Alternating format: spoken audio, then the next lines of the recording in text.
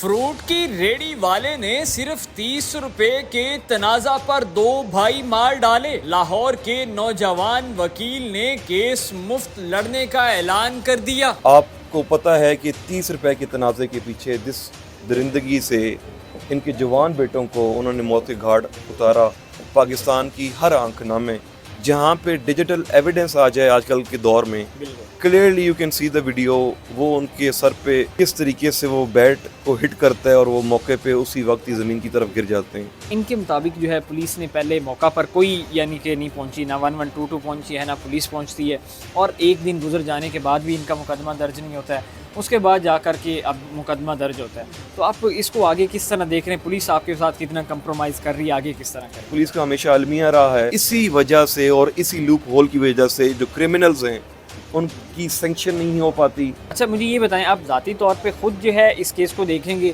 اور free of cost لڑنے کا آپ نے فیصلہ کیا ہے، یا یہ لاہور بار کی جانب سے یہ فیصلہ کیا گیا؟ ظلم کے راستے اپنا کر انہوں نے ان کے جوان بیٹے کو موت کے گھاٹ اتارا ہے، اسی طریقے سے ان کو بھی موت کے گھاٹ اتارنا پر فرض ہے۔ 150 کلومیٹر چل کے ہمارے گھر آئے ہیں، ہمارے دکھ میں شریک ہوئے ہیں۔ اگر کہیں سے بھی کوئی انصاف نہ ملا تو ہمیں بھائی لے کے دیں گے، ہمارا دل گواہی دیتا ہے۔